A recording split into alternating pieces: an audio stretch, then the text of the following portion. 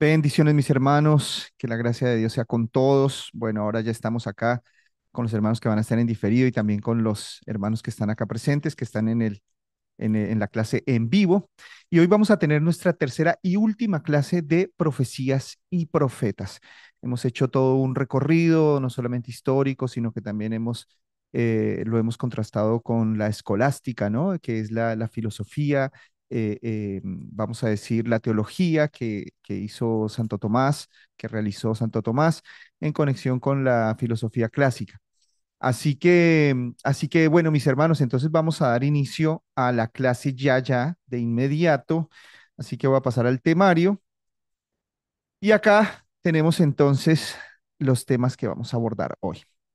Hoy vamos a ver las clases de profecía en la historia, vamos a ver las fórmulas, así dice el Señor y escrito está. También vamos a ver lo que significa el sello de la profecía. Esto está enfocado en el don y el del derramamiento. Vamos a ver el espíritu de la profecía, el misterio revelado, el don de ciencia y don de sabiduría, don de profecía actualizado, la guía del Espíritu Santo y los cumplimientos engañosos. Así que bueno, mis hermanos, que el Señor nos ayude con el tiempo que sea redimido por su gracia. Muy bien. Cuando hablamos de clases de profecía, estamos hablando de que fueron temas que fueron desarrollados de manera muy amplia y que, pues, en la mayoría de los casos cesaron, ¿no? Cesaron. Muchas personas tienen cierta aversión contra el cesacionismo y dicen que no es bíblico.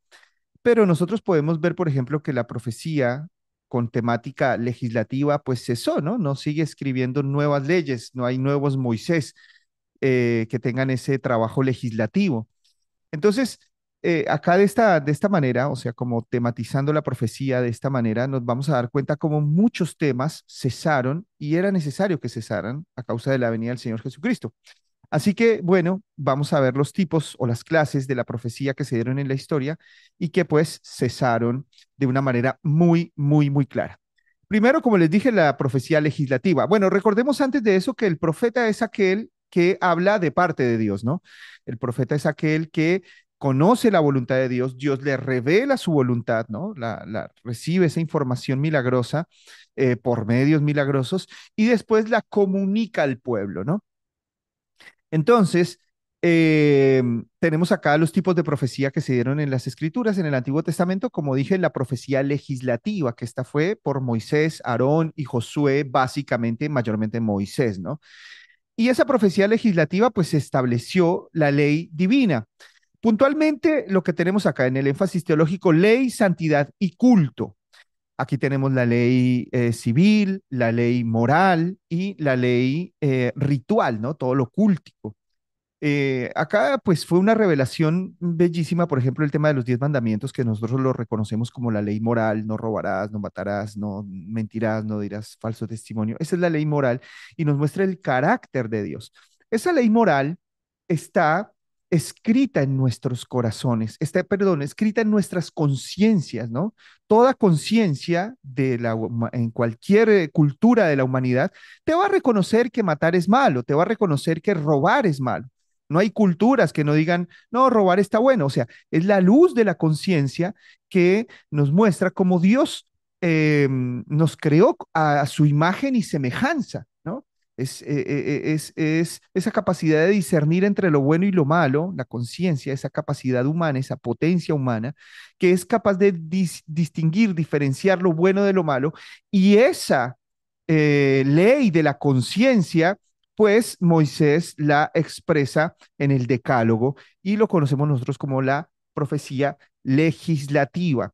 Claramente esa profecía cesó, ¿no? Como les dije, no tenemos nuevos Moisés estableciendo nuevas legislaciones, porque pues ya quedó perfectamente bien establecido y se llegó a su plenitud. ¿Qué otra ley moral podríamos inventarnos?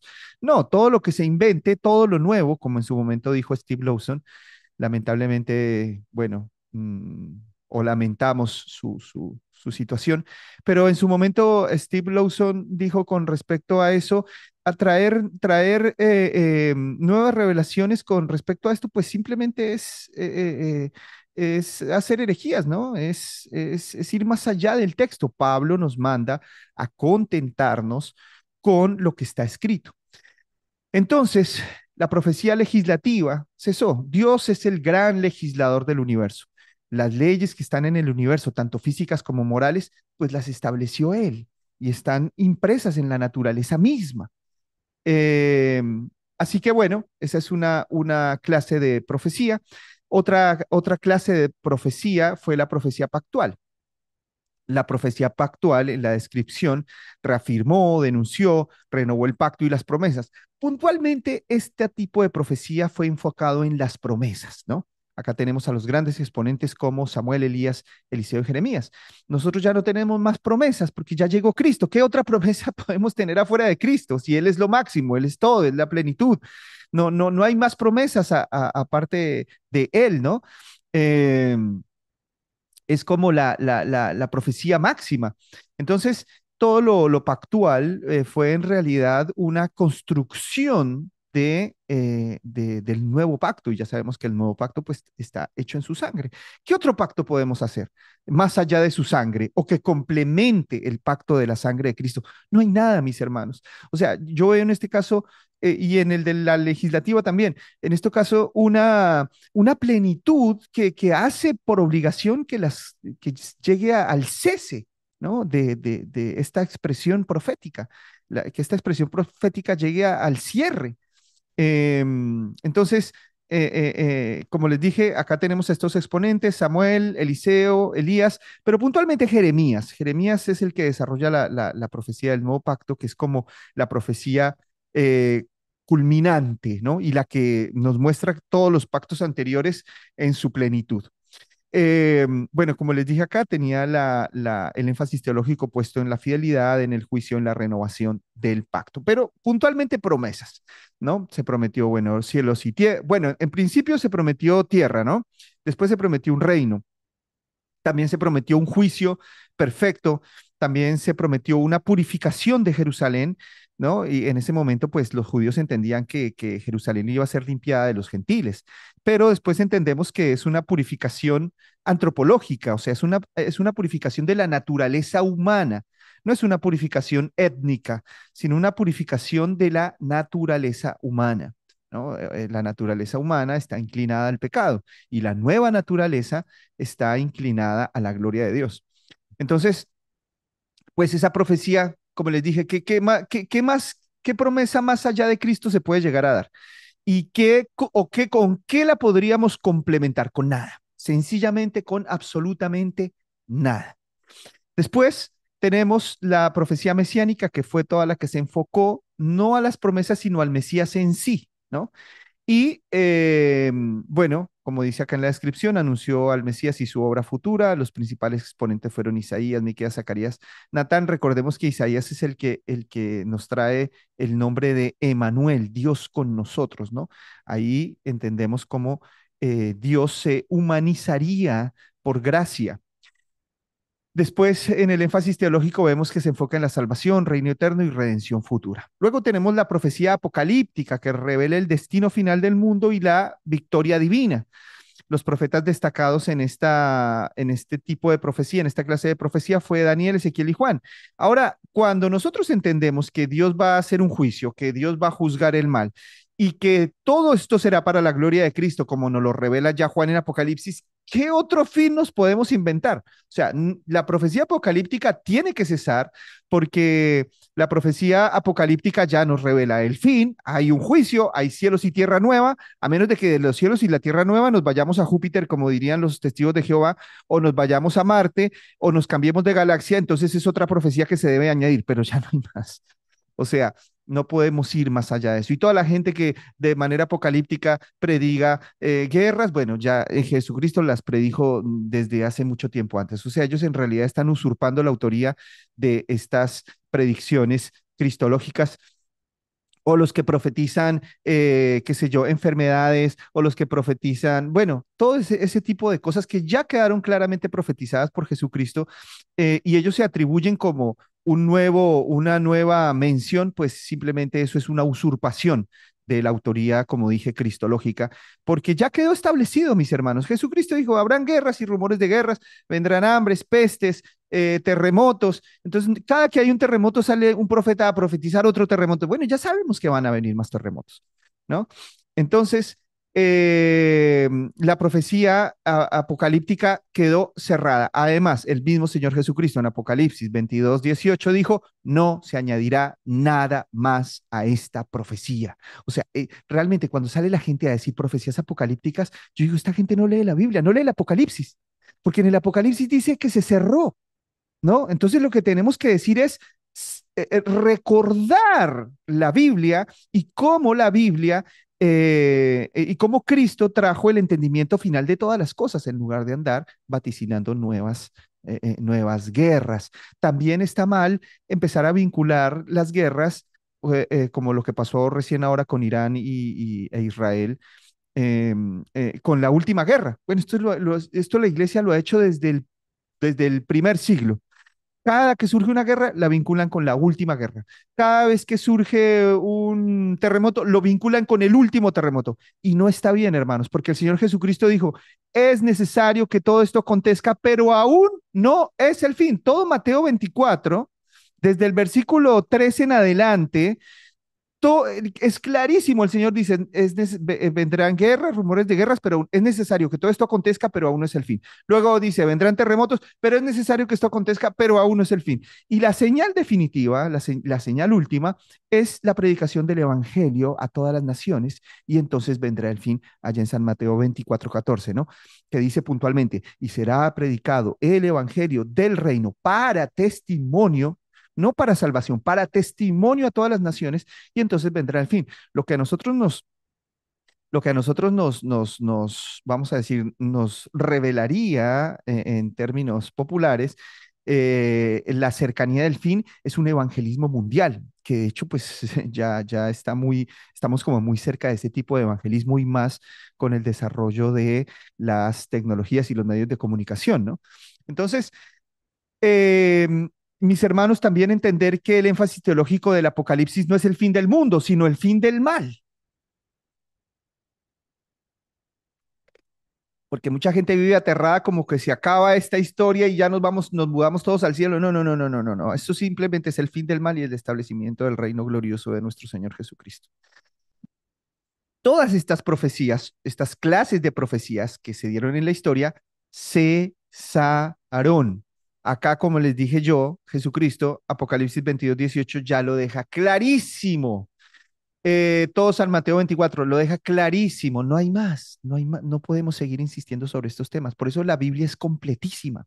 La completitud de las escrituras nos debe hacer adorar a Dios ¿cómo se llama? Y al estar frente a ellas y contemplarlas, como dijimos en la primera clase, mejor es callar en lugar de parlotear.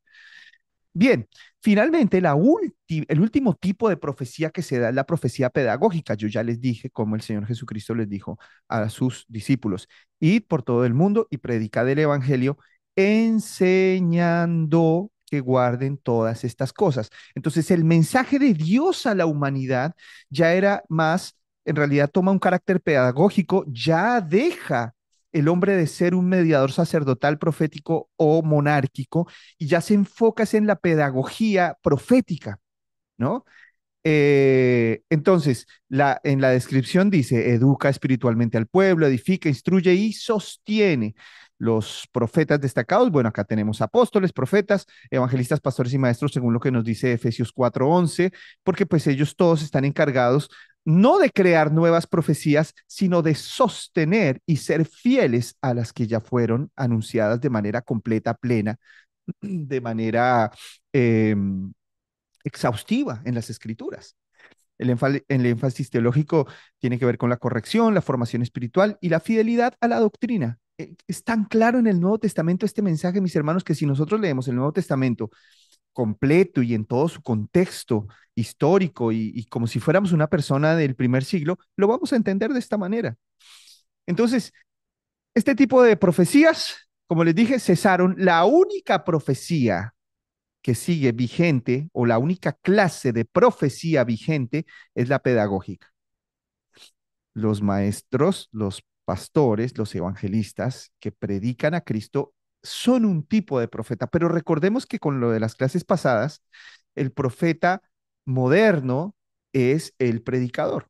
Entonces, el predicador es el sucesor del profeta antiguo o el profeta es el predecesor, ¿no? Del predicador, ¿no? Entonces, hoy en día el predicador viene a ocupar ese papel, ¿no? Y pues obviamente los evangelistas y los pastores.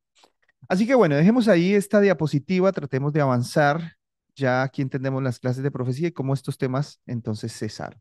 Ahora vamos a ver las fórmulas de autoridad, porque bueno, una vez que se cierra la profecía, una vez que se llega a la plenitud de la información, ¿no? Entonces se cambia la fórmula de autoridad. En el Antiguo Testamento la fórmula de autoridad era, así dice el Señor, porque pues ellos recibían esa profecía de manera directa, ¿no? Hoy la revelación está mediada por la escritura y esa mediación llega a nuestra mente y a nuestro corazón por medio de la iluminación del Espíritu Santo, ¿no? Entonces, los profetas en la antigüedad recibían, sí, esa inspiración, esa revelación directa, como Moisés. Moisés no tiene un texto, un documento al cual someterse, una escritura a la cual someterse. Moisés sí habló, como vimos ayer, como patrón, como matriz profética. Él recibe una información directa y luego la transmite de manera profética y luego la escribe de manera inspiracional, pero esa profecía, una vez que queda escrita, ya no necesitamos la mediación profética. Me explico, ahora necesitamos la iluminación. Les voy a poner un ejemplo. Pedro recibe revelación directa, ¿no? Pedro se encuentra con Jesús, un hombre normal, como si nosotros hoy nos encontráramos con el vecino Carlitos, y entonces Carlitos nos dice que él es el Hijo de Dios y que él viene a redimir el mundo, y que cuando lo metan preso y lo maten en la silla eléctrica, entonces esa muerte va a perdonar los pecados de la humanidad. Bueno, eso no lo podríamos nosotros descubrir nunca jamás si no nos es revelado. ¿No? Jamás podríamos llegar a esas conclusiones a menos de que eso fuese revelado. Entonces Jesús le pregunta a Pedro, ¿quién dicen los hombres que soy yo y quién dicen ustedes? Y Pedro dice, Señor, tú eres el Cristo, el Hijo del Dios viviente. Jesús le dice, bueno, Pedro, esto no te lo reveló carne ni sangre, sino mi Padre que está en los cielos. Te reveló esto. Entonces, Pedro recibe la revelación directa y se convierte en un apóstol, ¿no? Que obviamente tiene una naturaleza profética del apostolado. Y Pedro ahora escribe esa revelación que recibe directa del Padre. Cuando la escribe, él lo hace por inspiración, ¿no? La Biblia nos deja muy claro que la profecía fue que inspirada, la Biblia fue inspirada. Cuando se escribe, es el proceso de inspiración, ¿no? Es un proceso de inspiración. Toda escritura es inspirada por Dios. Entonces, tenemos la revelación directa cuando el vehículo de revelación, que es Pedro, recibe esa información, él la transmite mediante el documento y al escribirla lo hace por eh, inspiración. La inspiración cesó, mis hermanos. O sea, yo creo que aquí tenemos consenso todos de decir que hoy no se puede seguir escribiendo más Biblia. Con lo cual, si no se puede seguir escribiendo más documentos de autoridad bíblica o de autoridad escritural, entonces entendemos que la inspiración cesó.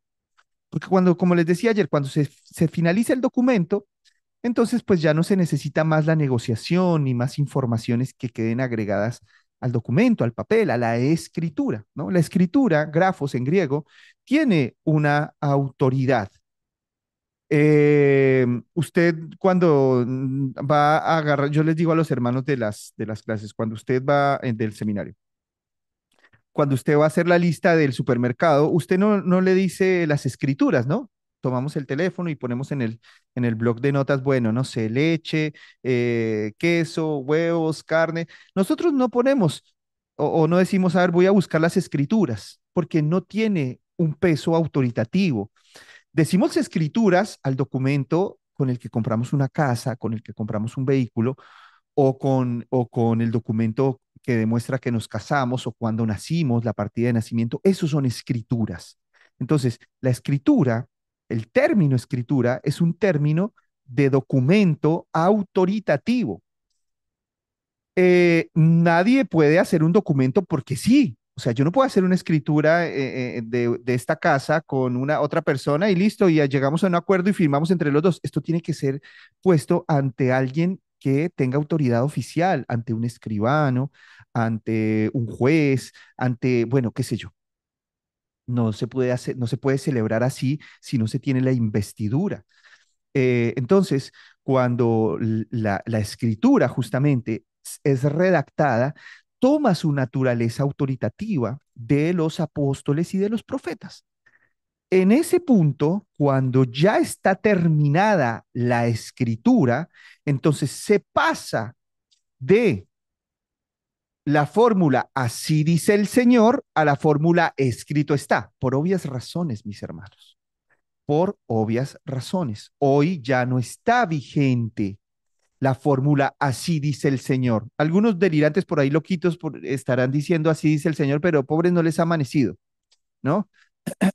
Entonces, sería como agarrar mi partida de matrimonio y decir, bueno, acá yo estoy casado con fulana de tal, bueno, ahora así dice el documento, mejor, o por encima del documento, ¿no? Ahora estoy casado con Petrona. Eso ya no se puede modificar, hermanos. O sea, solamente los delirantes están pensando que después de que se hizo un documento de autoridad como estos, se puede modificar con la palabra humana. No, de ninguna manera. Entonces, bien, eh, haciendo el mismo recorrido, Pedro recibe revelación directa. Esa revelación directa viene por la obra del Espíritu Santo y cuando él la pone en el documento, cuando él la transmite en el documento, entonces ese proceso es inspiración, ¿no? Revelación, inspiración y después viene que la iluminación. Con lo cual yo vengo y leo el documento de Pedro y Pedro dice, bueno, lo que nosotros hemos visto y oído ante muchos testigos, ta, ta, ta, ta, ta. Entonces yo leo ese testimonio, el Espíritu Santo me ilumina a mí, dándome aceptación por la escritura, dándome comprensión por la escritura, conectándome con la escritura, interpretándola de una manera legítima por el fenómeno de la iluminación. Yo no estoy teniendo revelación, tampoco estoy teniendo inspiración, yo estoy teniendo iluminación. Y yo siempre les digo a los hermanos, no es menor la iluminación, parece que fuera una categoría de menor grado para muchos, pero es la misma obra del Espíritu Santo, la misma obra que reveló las verdades, que las inspiró y las puso en el documento, es la que ahora nos la ilumina. Y es el mismo Espíritu Santo. Entonces el proceso de revelación, inspiración e iluminación. La revelación cesó, la inspiración cesó, porque como les dije, ya no podemos seguir escribiendo más Biblia.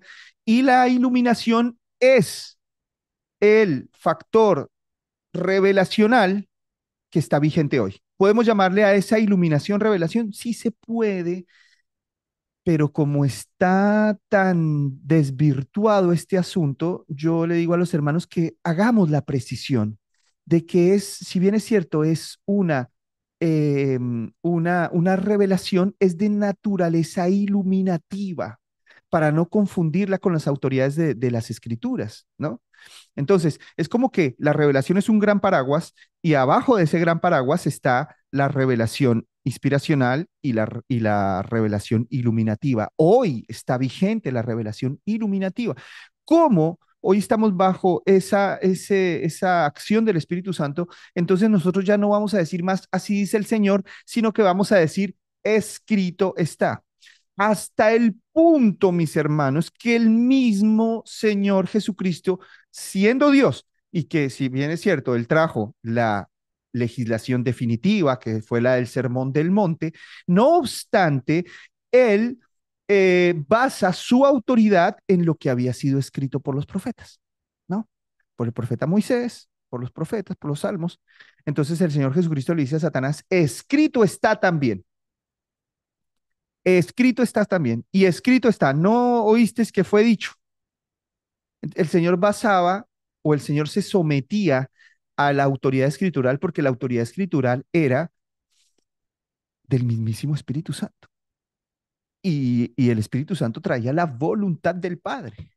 Entonces, imagínese el nivel de rebelión hoy, prescindir de la escritura, abandonar la escritura por palabras humanas encima. Bien, entonces, en esa dinámica, miren lo que dice. Las fórmulas son, así dice el Señor en el Antiguo Testamento y en el Nuevo Testamento escrito está hasta hoy. La función de así dice el Señor era un medio de autoridad directa y progresiva. La revelación estaba abierta. El judaísmo es una revelación abierta, porque no está cerrada, no se sigue esperando qué es lo que va a pasar. En cambio, el cristianismo es una revelación cerrada, ¿no? Yo digo en algunas ocasiones he dicho que el arminianismo es una teología abierta, pero el calvinismo es una teología cerrada, ya es como que 2 más 2 4 se acabó. Bien, entonces el cristianismo es una religión cerrada, es un culto ya cerrado, es una revelación cerrada, ya es normativo. No estamos esperando nuevas informaciones. Entonces, en el caso de escrito está, ya es un medio normativo de autoridad doctrinal, revelación cerrada. La época de así dice el Señor fueron los tiempos del Antiguo Testamento, parte del Nuevo Testamento y todo lo que comprendía antes del cierre del canon, ¿no? Jesucristo dijo, oíste que fue dicho, más yo os digo, pero eso era el Señor, que bueno, es Dios. En el caso del escrito está, fue usada por todos los apóstoles, por Jesucristo y debe ser usada hasta hoy después del canon cerrado. El tipo de la palabra, en el caso de así dice el Señor, era una revelación era revelación e inspiración, y en el caso del escrito está, es una revelación iluminada, lo que acabé de explicar ahora. Eh, Así dice el Señor con respecto a Cristo y los apóstoles, nos muestra cómo Cristo habló como profeta culminante. De cierto os digo, eso fue una revelación culminante. Como les dije, no es una revelación abierta, sino cerrada. Y entonces ahí ya se da paso al escrito está, que también fue usada por Cristo y los apóstoles, quienes confirmaron todo con la escritura. Después tenemos el criterio de autoridad, que así dice el Señor, es la voz profética a través de un portavoz divino, o sea, de un vocero, de un profeta. Y en el caso de escrito está, el documento es como el que se constituye en la voz definitiva, la voz final y suficiente de Dios. Y bien, la conclusión cesacionista es que las formas de revelación profética cesaron con Cristo y los apóstoles. Estas fórmulas, así dice el Señor, cesaron con Cristo y los apóstoles. Y hoy solo está la exposición fiel de lo ya revelado y escrito, que esto es infinito, mis hermanos, infinito, porque no es que la Biblia está limitada a algo. Cuando la Biblia nos enseña, no sé, doctrinas como la incomprensibilidad de Dios, ¿qué más queremos inventar? ¿Qué más podemos inventar? Nada. Cuando la Biblia nos habla de la Trinidad, nos muestra entre todas sus líneas, yo sé que el concepto no está explícito, pero en todas sus líneas la Biblia nos muestra la Trinidad. ¿Qué más podemos inventar más allá de eso? Bueno, a menos de que caigamos en la línea de Lisney de Font, que está hablando de una tetrateología, de un Dios de 4 formas, bueno, una cosa loquísima. Entonces, claro, ya lo único que se va a hacer son herejías. Ya no hay que inventar nada ni traer nuevas informaciones. Ahora lo que hay que hacer es fiel al mensaje. Bien, estas son las formas de autoridad. Vamos a pasar ahora a la transición del profetismo al apostolado y el sello de la profecía. Y acá vamos a entender un poco el tema de Joel 2, 24 o 28, bueno, ahora no me acuerdo bien. Joel 2, 28 me parece, donde dice que el Espíritu sería derramado sobre toda carne, y después en Hechos 2, cuando viene el Pentecostés, Pedro dice, este es el cumplimiento, ahora todos profetizarán. Bueno, yo ya expliqué eso ayer, pero esa explicación debe ser complementada con este cuadro. Entonces, cuando nosotros hablamos de sellamiento profético, estamos hablando del fin de la profecía. Cuando nosotros hablamos de sellamiento profético, estamos hablando de que la información que nos aporta Cristo es definitiva, que Cristo es la profecía definitiva. Entonces, esto lo tenemos que abordar de esta manera. ¿Quién es el que habló del sellamiento profético? Bueno, hoy en día, esto es una cosa tremendamente asombrosa, realmente. La, la, la, no sé cómo ni cómo decirlo, miren, la caradurez humana, ¿no? Como para hablar de que hoy se ponen a hablar de sellamientos proféticos. Yo veo esos congresos donde hablan de sellamientos proféticos y el sellamiento profético ellos lo asocian con que si yo estoy dando una palabra, una adivinación, entonces viene alguien y pone plata en el altar, que le dicen altar, que hoy ya no hay más altares, los altares quedaron abolidos. Una cosa es el altar, otra cosa es el púlpito. Un altar es donde se hacen sacrificios, ya Cristo hizo todos los sacrificios por nosotros, Él es el sacrificio definitivo, no hay más altares. Bueno, pero entonces estos falsos profetas dicen, sellen la palabra acá en el altar, traigan el sacrificio. O sea, una teología nefasta, hermanos, totalmente antibíblica. Lo único que ahí está operando es la codicia del ser humano en su máxima expresión y no hay nada de Espíritu Santo. Entonces, para ellos ese es el sellamiento, no tienen ni idea de qué es el sellamiento profético.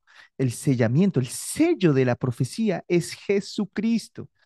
Por eso nosotros, los pactualistas, tenemos esa característica en la interpretación de toda la Biblia. Somos cristocéntricos, teocéntricos, no antropocéntricos, donde el ser humano es el centro o el bienestar humano es el centro. No, nuestro centro de todo el entendimiento teológico es Jesucristo. Entonces, el sello de la profecía es Cristo. Cuando algo se sella, llegó a su fin. Recordemos de vuelta el documento. Cuando el documento se establece, por ejemplo, un pacto, se establece el pacto matrimonial, ¿no? Entonces están las demandas, están ¿cómo se llama? Bueno, las promesas, están las condiciones y finalmente se firma y se sella. Entonces el documento se cierra. ¿No? La información se cierra en ese punto. Cuando se empieza a anunciar el sellamiento profético fue con Daniel por allá en el año 530 antes de Cristo. 5 siglos antes de Cristo, Daniel 9:24 nos dice que el Mesías sellará la visión y la profecía. Esto no, usted empieza a pensar en Joel 2 y en Hechos 2, donde se nos dice que el Espíritu Santo sería derramado y todos profetizarían y todos tendrían visiones. Pero Daniel dice que el sello de la profecía sería el Mesías, ¿no? Cuando venga el Mesías, él sellará la visión y la profecía. No sé si alguien lo quiere leer porque no lo puse acá. Si alguien me ayuda a leerlo, o sea, estaría bueno.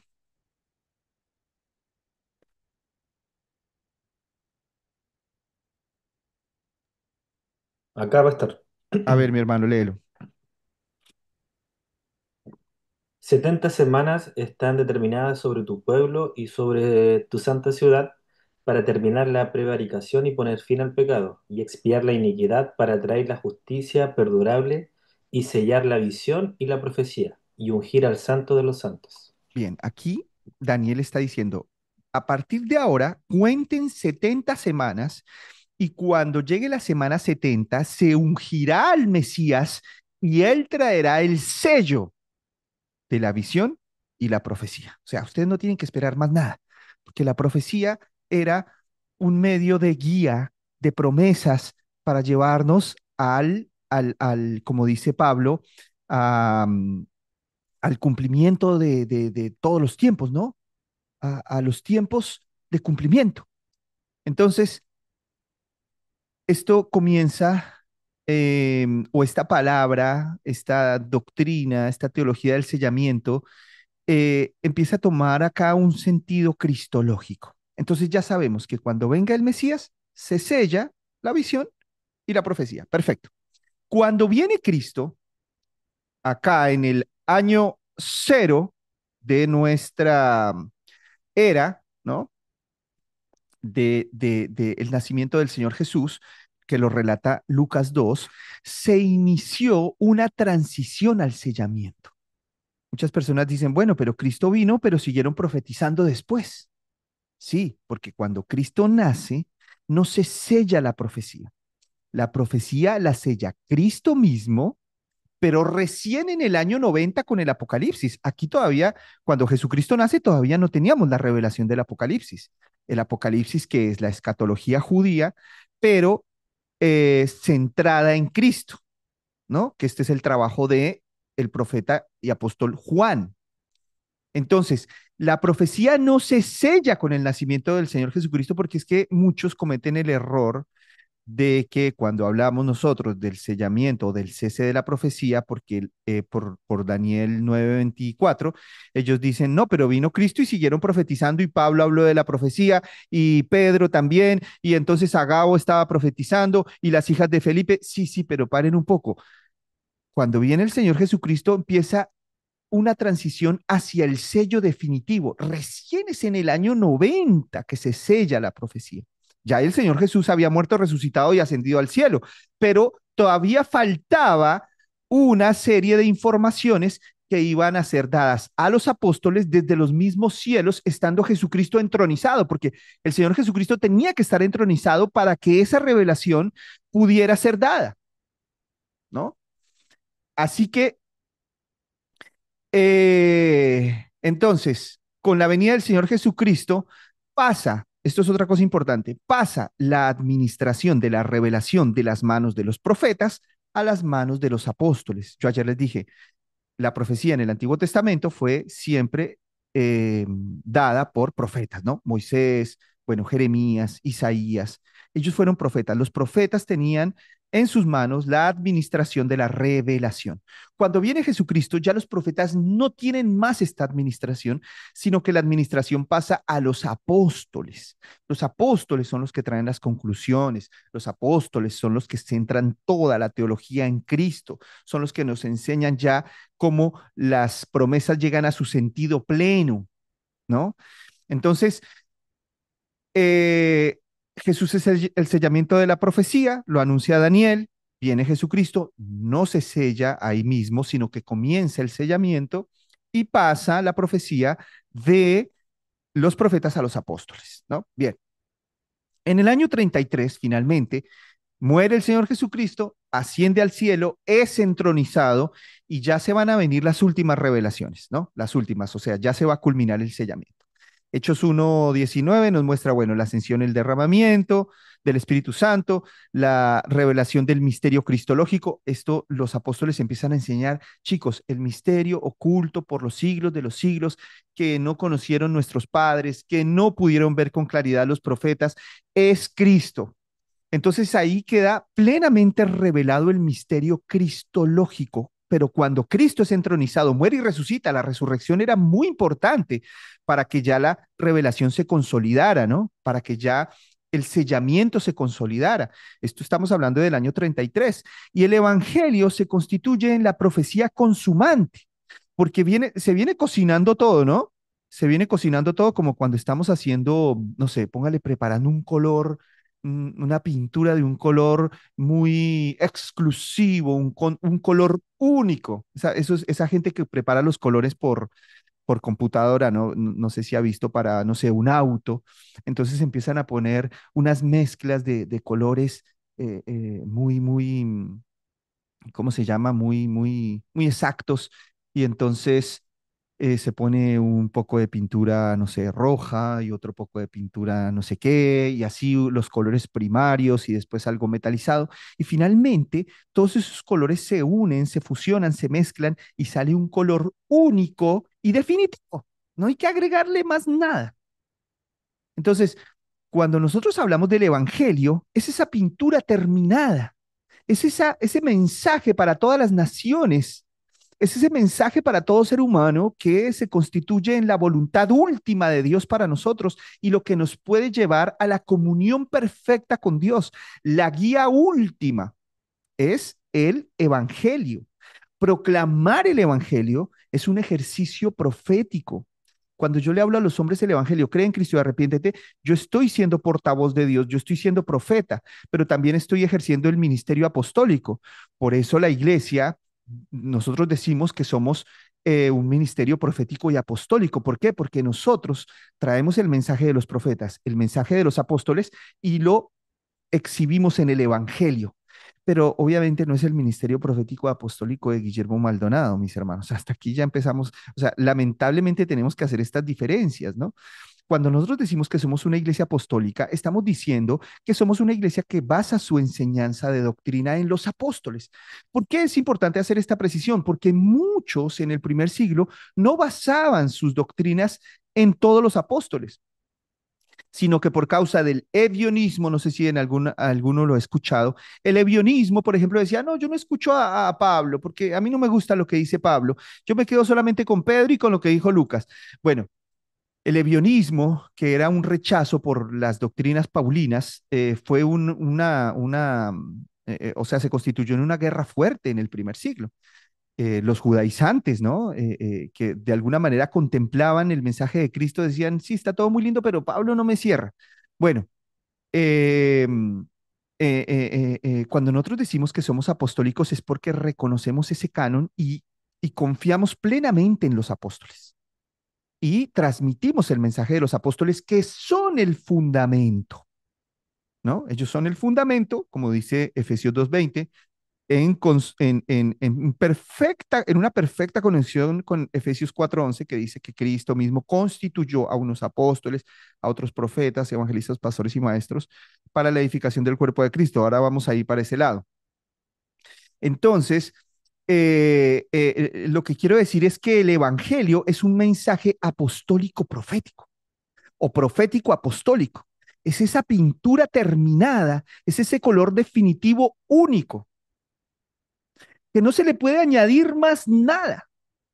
Porque si usted le añade algo y va a pintar el auto ese, supongamos que es un superauto de esos italianos, no sé, un Lamborghini con un color único, si usted agarra esa pintura y le pone otro gramo de color o otro o un porcentaje más elevado qué sé yo, de azul, usted daña el color. Eso pasa con el Evangelio. Entonces el Evangelio es la profecía y el mensaje apostólico definitivo. Por eso, cuando, ayer yo les decía, cuando se derrama el Espíritu Santo, porque bueno, Cristo muere, resucita, asciende al cielo y 50 días después se da el derramamiento del Espíritu Santo como parte del sellamiento profético. Entonces, Pedro, ¿cuál era la promesa? Que todos profetizarían, todos soñarían sueños y verían visiones. Eso de sueños y visiones no está apuntando a que van a tener ese fenómeno, sino a que ya van a tener la profecía completa. De esa manera debe entenderse, ¿no? Siguiendo la coherencia del mensaje. O sea, cuando Joel decía, obviamente Joel no tenía toda la revelación completa, él hablaba por lo que conocía, él conocía hasta ese momento que la profecía venía por sueños y visiones. Entonces él dice, bueno, en el derramamiento del Espíritu Santo todos soñarán y verán visiones. Pero hoy entendemos que es el Evangelio ya en nuestra mente y en nuestro corazón internalizado por el Espíritu Santo. Ese es el derramamiento, ¿no?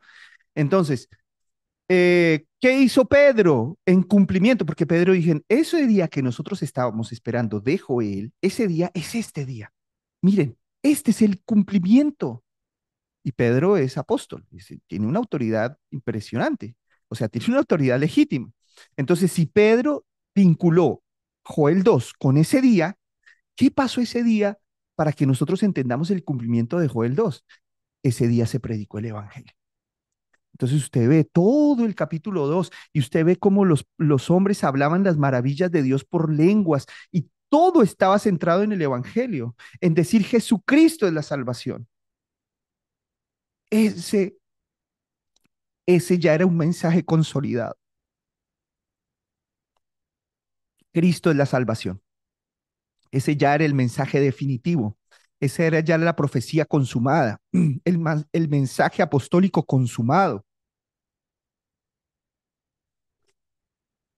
Bien, esto pasó en el año 33, pero todavía no se sellaba la visión definitivamente.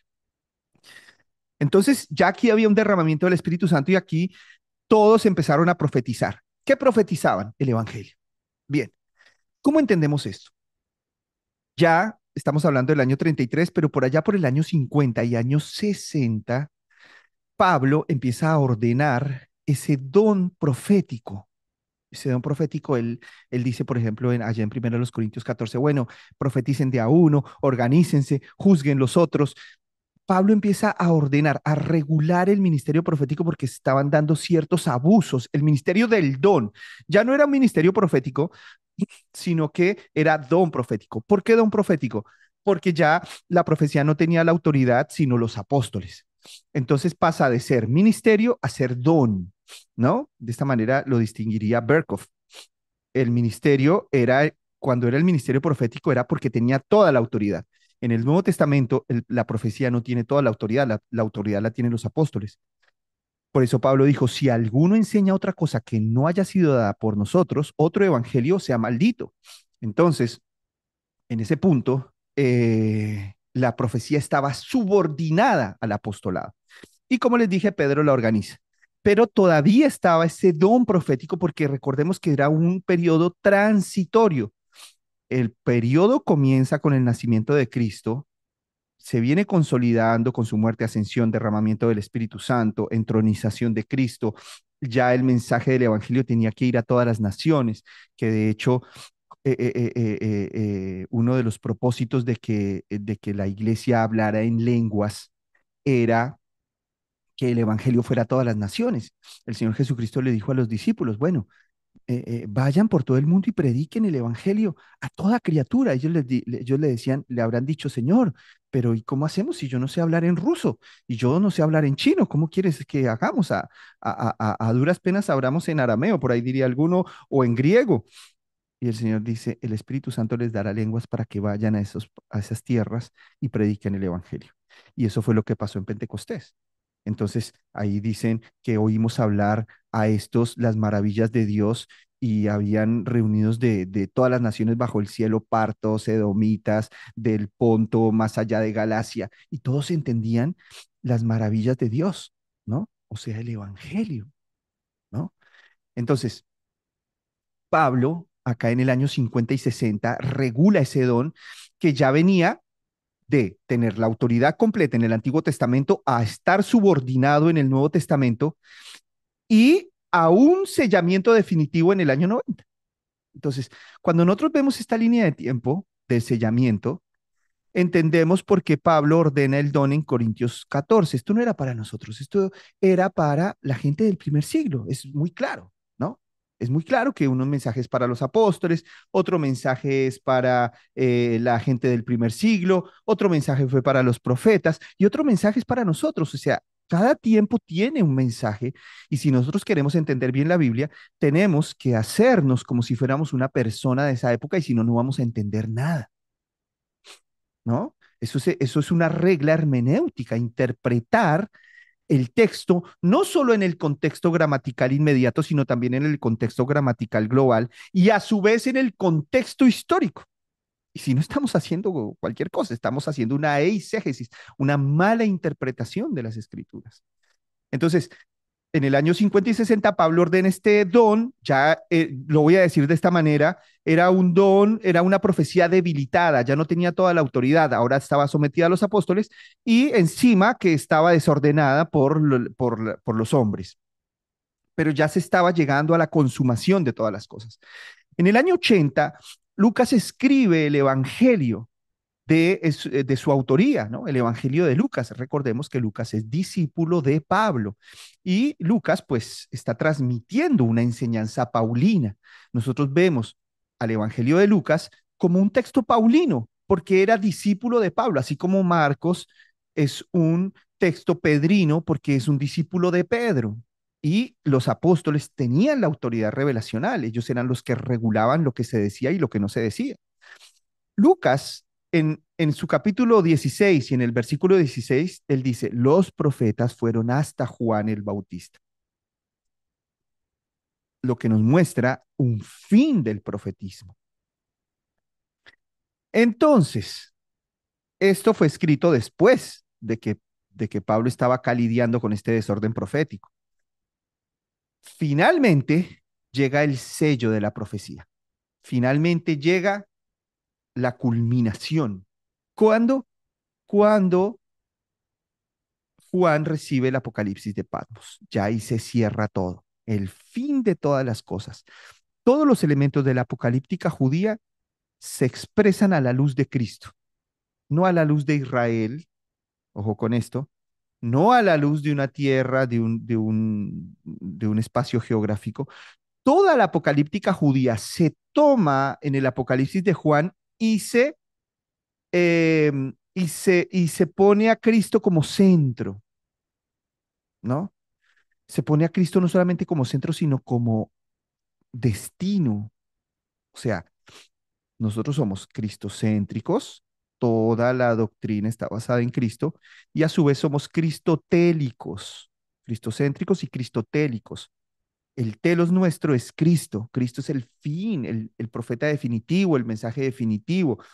Cristo es el destino. Cristo es mi mañana, Cristo es mi futuro. ¿Por qué Cristo es mi futuro? Porque mañana voy a ser un poquito más como Él. Porque el Espíritu Santo me está conformando a la imagen de Cristo. Porque Efesios 4:11 dice que los ministerios son para que lleguemos a la estatura de la plenitud de Cristo. Entonces, no solamente Cristo debe ser el centro de la interpretación, sino que Cristo debe ser el destino de la interpretación, ¿no? Ya lo vimos en el telos y ya lo vimos en el cristocentrismo.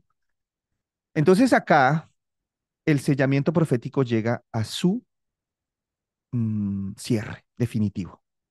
Quedó atrás este desorden de Corinto, quedó atrás este, este, este, este ministerio profético, ya con toda su autoridad, que sirvió, fue maravilloso, precioso, pero ya no, ya pasó, ya está Cristo, ¿no? O sea, no podemos seguir con una vela. Charles Spurgeon decía, no podemos seguir con una vela cuando estamos al mediodía.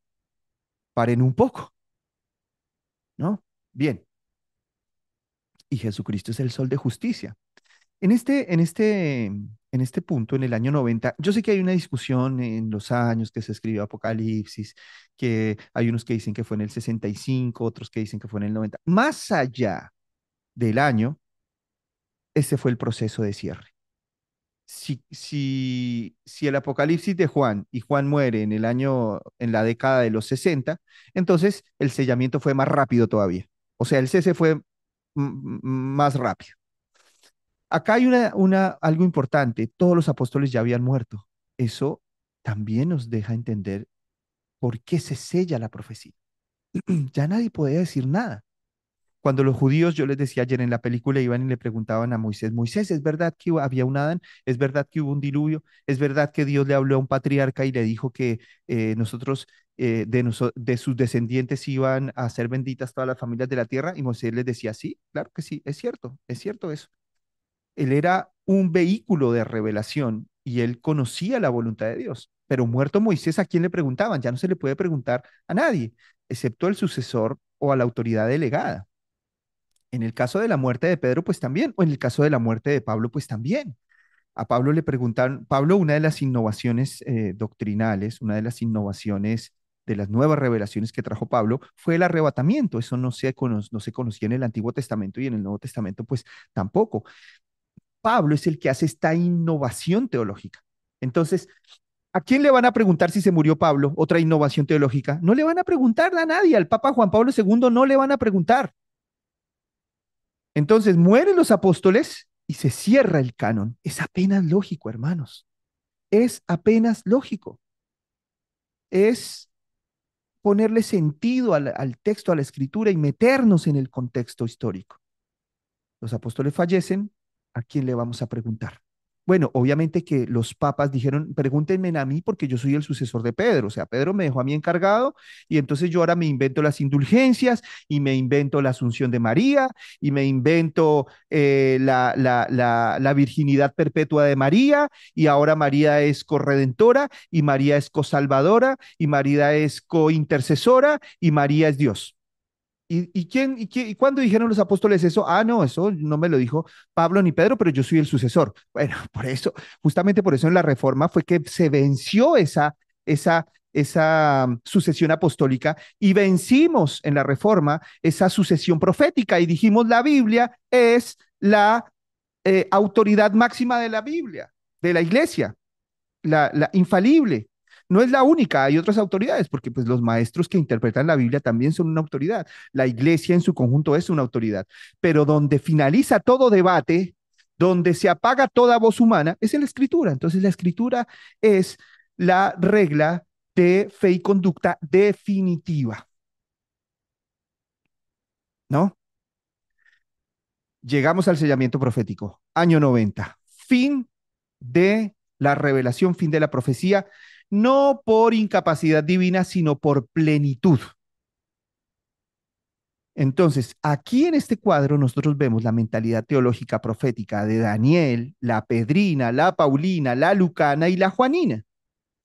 Todo esto, todo este cuadro acá nos hace entender la teología con respecto a la profecía de los apóstoles, ¿no? Entonces vamos a entender por qué Pablo estaba predicando lo que predicaba en 1 Corintios 14, ¿no?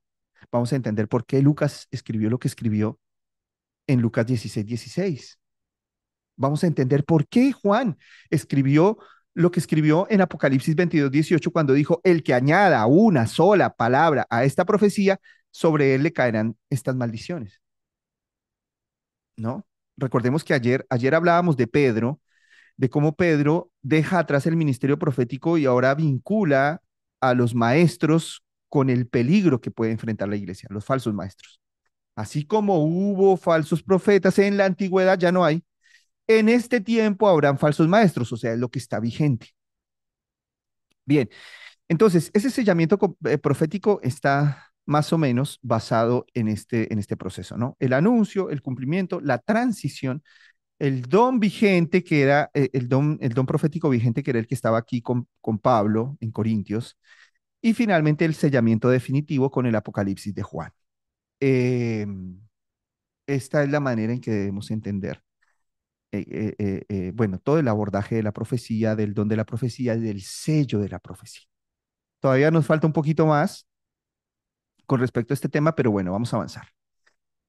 Entonces, vamos a ir al sellamiento definitivo y al espíritu de la profecía. Esto vamos a tener que basarnos en Apocalipsis 19:10 para ampliar este entendimiento.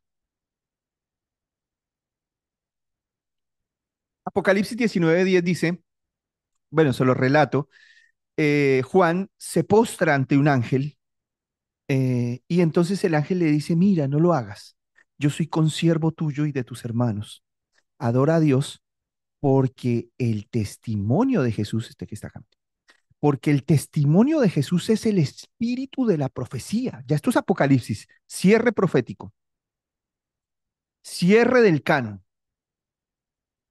Y le dice, no me adores. Fíjese que ya dice, uno acá se tira por tierra esa enseñanza angelical que yo les comenté ayer del libro de Enoch, e incluso del gnosticismo y todas estas guerras doctrinales que habían en el primer siglo, aquí se ordenan, ¿no? Porque siempre ha habido guerra doctrinal. Esa es la guerra espiritual. La guerra espiritual es una guerra de doctrinas, es una guerra entre la verdad y la casi verdad. Entonces, eh, ¿qué significa esto que dijo el ángel? El testimonio de Jesús es el espíritu de la profecía. Más adelante, bueno, en Apocalipsis 22:18 es cuando Jesús dice, no añadan ni quiten nada a esta profecía. Esto lo que indica es que no habrá nueva revelación profética después de Cristo y su testimonio apostólico. Eso era lo que significaba esto que estaba diciendo el ángel, porque el testimonio de Jesús es el espíritu de la profecía. No hay más profecía después de Cristo. O sea, Cristo es el fin de la profecía. Elemento, el testimonio de Jesús, ¿no? La explicación. El ángel se refiere a la revelación completa de Cristo, su persona, obra, muerte, resurrección y glorificación como centro de la historia de la salvación. La profecía llegó a su fin, ¿no? Cristo es el espíritu de la profecía. Cuando él habla del espíritu de la profecía, lo que está diciendo es que toda profecía verdadera del Antiguo y del Nuevo Testamento tenía como finalidad anunciar, preparar o confirmar a Cristo. Es su esencia, alma y contenido. El espíritu de la profecía es Cristo. Es su esencia. El alma de la profecía es Cristo. El contenido de la profecía es Cristo. La finalidad de la profecía es Cristo, no el bienestar humano. No la camioneta 4x4 ni la empresa, ni nada de eso, porque voy a ser empresario, porque no, nada de eso. Culminación. Apocalipsis 19:10 declara que la profecía no existe en sí misma, sino que su razón de ser es testificar de Cristo. Cuando Cristo es plenamente revelado, la profecía ha alcanzado su meta, el telos, el famoso telos. Cuando Cristo es plenamente revelado, la profecía ha alcanzado su meta. Y el sellamiento definitivo. El Apocalipsis, como última profecía canónica, sella la revelación con advertencia. ¿Cuál es la advertencia esta? No añadas, no añadas ni quites palabras del mismísimo Señor Jesucristo. Entonces, el cuadro que vimos ayer del sellamiento del Apocalipsis, lo ampliamos con el concepto de el espíritu de la profecía que se nos da en Apocalipsis también. Ahora vamos a pasar al misterio revelado, que también complementa toda esta enseñanza del sellamiento. El misterio revelado, pues es Cristo, ¿no? Claramente descrito en todas las escrituras. Yo acá tengo 5 versículos para demostrarles que el misterio es Cristo, ¿no? No sé, por allá en Jeremías la Biblia dice, ¿no? Clama a mí, yo te responderé y te enseñaré cosas grandes y ocultas que tú no conoces. ¿Qué diría hoy un neopentecostal? Ay, no, Dios me va a traer la bola mágica de qué es lo que va a pasar mañana porque Dios revela misterios. No, por favor. Dios mío, a mí sinceramente un poco de indignación me da. Y bueno, ellos piensan que las cosas grandes y ocultas son de naturaleza astrológica. Esto es una blasfemia, esto es una abominación, lo que dicen, lo que enseñan y lo que practican. El misterio más profundo de Dios que debe conocer un hombre es Cristo. Como yo les dije en la primera clase, Cristo es lo más profundo que podemos estar en Dios. Es el máximo conocimiento que podemos tener de Dios. Veamos, Colosenses 1:26 y 27. Pablo dice que el misterio que había estado oculto desde los siglos y edades, ahora ha sido manifestado a sus santos, que es Cristo en vosotros, la esperanza de gloria. El misterio ha sido revelado. Cristo es el misterio eterno oculto en la historia, ahora revelado a la iglesia como la esperanza gloriosa. 2, Efesios 3:4 al 6. Podéis entender cuál sea mi conocimiento en el misterio de Cristo. Misterio que en otras generaciones no se dio a conocer a los hijos de los hombres, que los gentiles son coherederos por medio del Evangelio. Este era otro misterio, que los gentiles iban a ser parte de la, eh, de la promesa de Dios, iban a ser parte del pueblo de Dios. Tenemos el misterio en Cristo y a los gentiles en Cristo. En Romanos también dice, aquí miren, me quedó esto mal. Romanos 16:25 dice, según la revelación del misterio que se ha mantenido oculto desde tiempos eternos, pero que ha sido manifestado ahora. Bueno, hablando de Cristo. El Evangelio es la revelación de un plan eterno centrado en Cristo, anunciado ahora por los profetas y apóstoles. El Evangelio es el misterio, es el gran misterio. Dios se humanizó. Dios se encarnó. ¿Cómo? ¿What? Uno le dice eso a un hebreo, o incluso de la actualidad, ellos te van a decir, ¿cómo se les ocurre decir que Dios es hombre? ¿Cómo se les pasa por la cabeza a los cristianos decir que Dios es hombre? Eso no le cabe a nadie en la cabeza. No, ¿cómo van a humanizar a Dios? Los musulmanes dicen lo mismo. El Islam, para ellos es un rompedero de cabeza, es una locura decir que Dios es hombre. Es una locura. Justamente por eso es que Pablo dice que Cristo para muchos es locura. Aunque los pentecostales dirían, perdón, los pentecostales o los neopentecostales, para hacer justicia, dirían que cualquier locura es que no los entendemos. O sea, si usted, el hecho, mis hermanos, de que el Evangelio y Cristo sea locura para los gentiles no significa que cualquier locura venga de Dios. ni que yo me electrocute, ni que me tire y haga vueltas carnero, y que empiece a hablar como caballo, o que no pueda contener la risa, o que empiece a hablar balbuceos. Ellos piensan que cualquier locura es el Espíritu Santo. No, la locura es que Dios se hacía hombre. Esa es la locura, ¿no? Que se manifestó. El Evangelio es la locura. Es la revelación de un plan eterno centrado en Cristo, anunciado ahora por los profetas. Bien. 4. Timoteo, 1 Timoteo 3:16. E indiscutiblemente grande es el misterio de la piedad. Ustedes quieren saber cómo vivir piadosamente. Ustedes quieren saber cuál es la moral recta, cuál es la ética perfecta, cuál es el mandamiento eterno, cuál es el misterio de la piedad, qué es lo que Dios quiere y qué demanda de ti. Que Dios fue manifestado en carne, y todo lo que nos demanda el Señor es creer en esa justicia, porque por la fe se revela la justicia de Dios. ¿Cómo es que se revela la justicia de Dios? Esto es así, esto es muy simple. En la antigüedad la gente pedía, clamaba la justicia de Dios. Señor, ¿cuándo vas a hacer justicia? Mira al pobre, mira al oprimido, mira a la viuda, mira al huérfano, mira a las potencias, mira a los políticos corruptos, mira cómo Babilonia nos asesina, nos mata, nos secuestra y destruye nuestro culto. Mira cómo los asirios barrieron con Israel. Mira, Señor, cómo, qué sé yo, los griegos. Señor, ¿cuándo vas a hacer justicia? Señor, ¿dónde estás? ¿Dónde está el Dios de justicia? ¿Dónde está el Dios que supuestamente es bueno con todo esto malo y este sufrimiento que nos pasa? ¿Dónde está la justicia de Dios? Y los profetas empezaron a decir, va a venir un día donde Dios va a hacer justicia. ¿Cuándo fue ese día?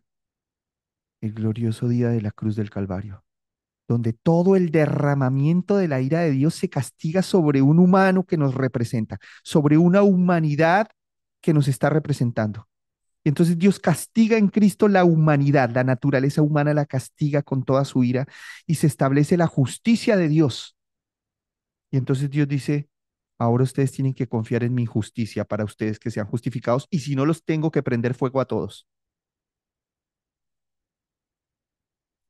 O ustedes creen en mi justicia por fe, que es la cruz, la locura, o ustedes se presentan delante de mí con su justicia y vamos a ver cómo sale el asunto. Y espantoso va a ser cuando estas personas se den cuenta que sus justicias son totalmente insuficientes. Ese es el misterio, esa es la locura, ese es el misterio de la piedad. Eh, el misterio de la piedad fue manifestado en carne.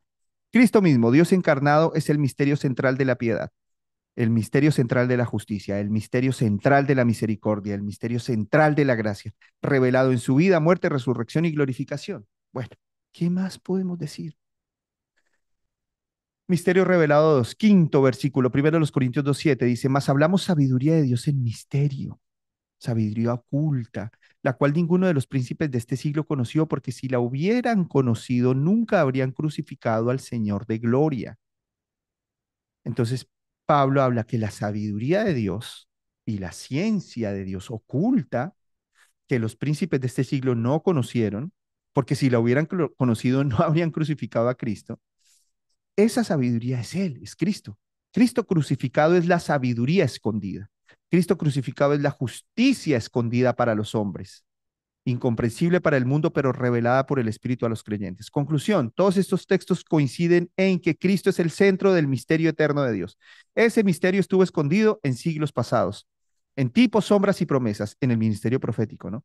Ahora ha sido revelado plenamente por los apóstoles en el Evangelio para todos los pueblos. Fin del misterio, ¿no? Algunos loquitos por ahí andan diciendo que tienen don de ciencia y don de sabiduría, entonces ellos andan descubriéndole, qué sé yo, las pasiones sexuales a otros en público, porque tienen don de ciencia, sin palabras, sin palabras. La ciencia y la sabiduría es Cristo. ¿A qué significará el don de ciencia y el don de sabiduría? Bien, Misterio de Dios revelado 2. Siguiente diapositiva. Los dones espirituales. Ya vamos a ir un poquito al tema de la sabiduría y la ciencia. Bien, primera a los Corintios 12:8 dice Pablo, porque a este les da palabra de sabiduría por el Espíritu, al otro palabra de ciencia, según el mismo Espíritu. ¿Qué significa palabra de ciencia y palabra de sabiduría? Lo que les dije recién, descubrir los secretos de las pasiones sexuales a las personas en público, como hacen algunos predicadores que los he visto, o descubrirle, qué sé yo, los pecados que todo ser humano tiene, que no necesitan de, sino un poquito de sentido común para saber que todo el mundo lucha con determinados pecados. ¿A eso se refiere? Al chisme, porque yo le digo, el don de ciencia que tienen algunos neopentecostales, ese don de ciencia en realidad es un pecado de chisme porque se sabe en la vida secreta de la gente o se la investigan, no es revelación. El don de ciencia y sabiduría que Pablo menciona en 1 Corintios 12:8 está estrechamente ligado con su visión cristológica de la sabiduría, que es el conocimiento, la ciencia, que desarrolla en los primeros capítulos de la carta. Estos dones no son místicos ni mágicos, sino capacidades espirituales para comprender y aplicar la verdad de Dios, ¿no? Entonces, cuando nosotros hablamos de palabra de sabiduría y palabra de ciencia que está en 1 Corintios capítulo 12:8, tenemos que irnos al capítulo 1 para darnos cuenta de qué está hablando Pablo. En el capítulo 1, verso 24, Pablo nos dice que Cristo es poder de Dios y sabiduría de Dios. Entonces, acá la conclusión, la interpretación es que la sabiduría no es humana, sino que tenemos que ver a Cristo crucificado como esa sabiduría e interpretar la justicia, el perdón, la misericordia de Dios hacia mi vida en Cristo. Eso es un don de sabiduría, por el don de sabiduría del Espíritu, un don de ciencia. Primera a los Corintios 1:30, si lo contrastamos con Primera a los Corintios 12:8, nos dice que Cristo fue hecho por Dios sabiduría. Eh, ¿Dónde me quedé? Me pasé. Acá. Cristo fue hecho por Dios sabiduría, justificación, santificación y redención. O sea, Cristo encarna toda la sabiduría divina. Primero los Corintios 12:6 al 7 dice, hablamos sabiduría entre los que han alcanzado madurez, sabiduría de Dios en misterio, ¿qué? Que es Cristo, la locura para para los judíos, locura para los griegos, locura para todo el mundo. Esta sabiduría oculta al mundo ha sido revelada por el Espíritu. Bueno, en la siguiente diapositiva, la conclusión de una misma sabiduría y un mismo Cristo. Pablo no separa los dones carismáticos de sabiduría y ciencia de su visión cristológica. No tiene nada que ver. Yo una vez estuve en un seminario hace muchos años eh, que me enseñaron que el don de ciencia era conocer cosas pasadas de la gente. Y entonces me citaban a Cristo que decía que conoció a la mujer samaritana. No, eso no es don de ciencia, eso es omnisciencia, que es otra cosa. Ya, bueno, yo creo que ustedes ya entienden. Eh, que el don de sabiduría era conocer cosas futuras. No, eso no es en absoluto. La profecía como oficio, como ministerio, sí podría tener ese tipo de vaticinios predictivos, que ahora los vamos a ver, pero no tiene nada que ver con el don de ciencia ni de sabiduría descrito por Pablo en 1 Corintios capítulo 12. Entonces, estos dones no son conocimientos secretos, sino medios del Espíritu para conocer y proclamar a Cristo, que es en sí mismo la sabiduría de Dios encarnada. El elemento de la carta en la primera parte, ¿no? Capítulos 1 y 2, y el contraste con los dones espirituales del capítulo 12. Fíjese que si nosotros conectamos el capítulo 1 y 2 con el capítulo 12, va a tomar todo el sentido el capítulo 12, que es lo que se malinterpreta. Entonces, la sabiduría. En el capítulo 1 y 2, Cristo es la sabiduría eterna de Dios revelada en la cruz. En el versículo 12 podemos entender que el don permite comunicar, aplicar o discernir esa sabiduría en la iglesia, o sea, Cristo. El don de ciencia, que es un don de conocimiento, en los primeros capítulos, entendemos que el mundo no conoció a Dios por su propia ciencia, por su propio conocimiento, solo el Espíritu puede revelarlo. ¿A quién? A Cristo. La locura es. Entonces, cuando nosotros vemos el don de ciencia de Corintios 12, entendemos que el don permite conocer profundamente las cosas de Dios en Cristo. Y el elemento cristológico en la primera, en el capítulo 1 y 2, entendemos que, bueno, todo gira a Cristo y a este crucificado, ¿no? Y resucitado. Y entonces en el capítulo 2 entendemos que los dones están subordinados a Cristo como fuente y centro. Listo. No se trata de que usted ande descubriéndole los chismes, con chismes, la vida secreta de las personas, ¿no? El pecado ya fue revelado. Todo ser humano es adúltero, todo ser humano es mentiroso, todo ser humano es homicida, todo ser humano, o sea, naturaleza homicida, ¿no? Todo ser humano tiene naturaleza homicida, todo ser humano tiene naturaleza adúltera, todo ser humano tiene naturaleza mentirosa. El fracaso moral es el pecado en todo lo que hacemos, hasta en las cosas buenas, ¿no? Yo les decía a los hermanos en el curso de sistemática, que ustedes conocen qué es la envidia, ustedes conocen qué es los celos, ustedes o ustedes no saben de eso, ustedes yo creo que ninguno va a decir, pastor, ¿qué es eso de envidia? ¿Qué es eso de resentimiento? Yo no sé, yo no conozco esas cosas, todos sabemos qué es, porque es la naturaleza del corazón humano. Y dígame, ¿cuál es el disparador de un homicidio? Pues el resentimiento, los celos, la codicia, la envidia, eso es lo que produce los homicidios. Todos tenemos esa naturaleza. Todo hombre es mentiroso, solo Dios es veraz. Y bueno, eso lo profundizamos nosotros en sistemática, en el curso de sistemática. Entonces, el pecado quedó revelado, la naturaleza humana quedó revelada. Todo ser humano es así, usted no está descubriendo nada. Bien, pasamos a la siguiente diapositiva. A ver, esto me parece que es la misma, ¿no? Sí, es el mismo cuadro, creo que lo repetí. Eh, bueno, bien, pasemos a la siguiente entonces. El don de profecía actualizado. Vamos con la profecía. Los que les gusta la adivinación y la astrología y la bola mágica, se les acabó el circo, ¿no? De todos estos cuando se enfrentan a la palabra, de todos estos delirantes modernos. Cuando primero a los Corintios 14:3 al 12, Pablo nos habla de que el que profetiza habla a los hombres para edificación, exhortación y consolación. ¿A qué se está refiriendo? Bueno, obviamente que cada uno de estos elementos está centrado en Cristo. Pablo ya no habla aquí de que la profecía tiene una naturaleza predictiva. Pablo intencionalmente saca la naturaleza predictiva de la profecía y solo deja la profecía para consolación, exhortación y edificación. Eh, Recordemos, si lo ubicamos en la línea de sellamiento profético, ya sabemos que está entre la asunción de Cristo, la entronización de Cristo, y está en el medio del sello de la profecía de Apocalipsis, allá en el año 90. Entonces, esto está ocurriendo en el primer siglo. Para nosotros, los cesacionistas, el primer siglo es muy importante para entender estos movimientos. Entonces,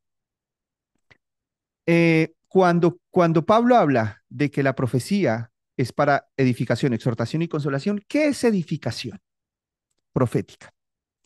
Algunos me dirían, no, es que yo necesito edificar mi empresa, yo necesito edificar mi vida, tengo que casarme con una princesa rosada. No, yo tengo que edificar mi vida y alcanzar el éxito eh, intelectual, ¿no? Graduarme en la universidad.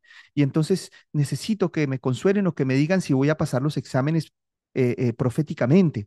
No, la edificación es construir a Cristo en mí, construir a Cristo en mi carácter, construir a Cristo en mi moral, en mi naturaleza caída.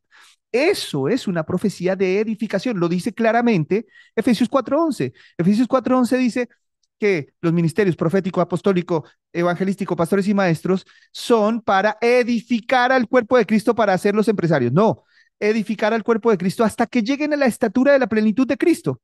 Con lo cual, la edificación de la profecía apunta es a llegar a la estatura de Cristo y no a pasar exámenes en la universidad ni a ver cómo hago una empresa. Eso no es edificación, pero hoy la gente lo entiende así, porque acuérdense que el centro del mensaje ya no es Cristo, sino es el bienestar humano. ¿Qué significa la exhortación? La exhortación, bueno, la exhortación es un llamado, una advertencia a, a volverse a Cristo, ¿no? Aquí miren lo que dice, Cristo como cumplimiento. La edificación es el fundamento, ¿no? Primero los Corintios 13:11, bueno, y la piedra viva, Efesios 2:20, nos habla de Cristo como esa piedra viva que se va construyendo en nosotros. Pero en términos prácticos entendemos que es llevarnos a la estatura de Cristo a nosotros, ¿no? La exhortación es un llamado al arrepentimiento, a la fidelidad, esto lo dice también Apocalipsis 2 y 3, y la exhortación en términos prácticos es exhortar, llamar la atención, ¿no? Abrir los ojos del entendimiento, de la conciencia, a permanecer en Cristo, permanecer ahí, en Él, a no separarnos. El Espíritu Santo nos une a Cristo.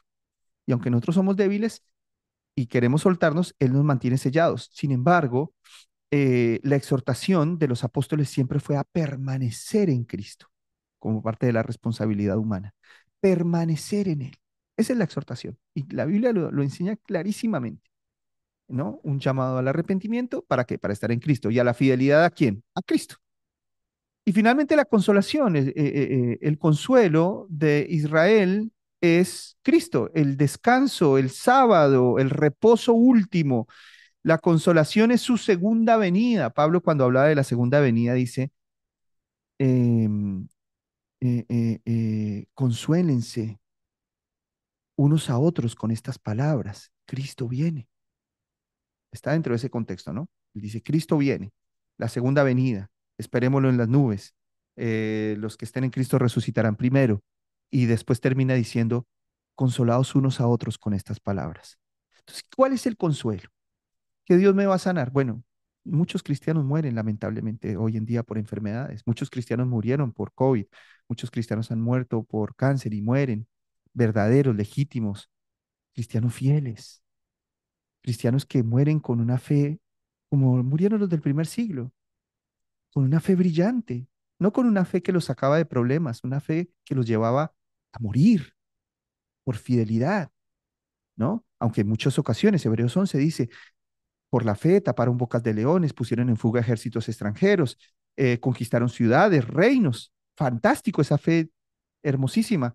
Pero con esa misma fe, unos fueron perseguidos, las mujeres se entregaron a sus muertos, vivieron desterrados en cuevas, de aquí para allá, no siendo dignos de estar en este mundo, para los cuales Dios les ha preparado una ciudad. Entonces, por la fe, estos murieron. Y la consolación es que Cristo viene con retribución. Él es el descanso. Esa es la consolación. Puede que Dios nos sane, lo ha hecho muchas veces. ¿Cuántas veces Dios te ha sanado? Yo creo que todos podemos decir acá, Dios me sanó. Y no una, muchas veces.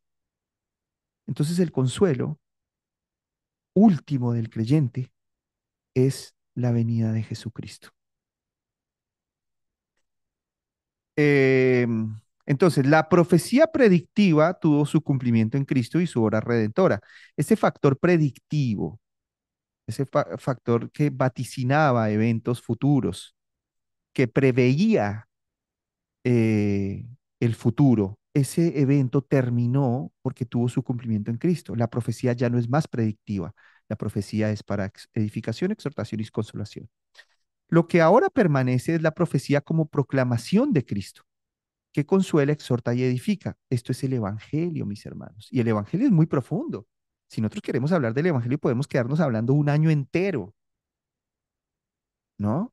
Así como el Evangelio se puede dar en 10 segundos, también puede mantener nuestra mente ocupada toda la vida.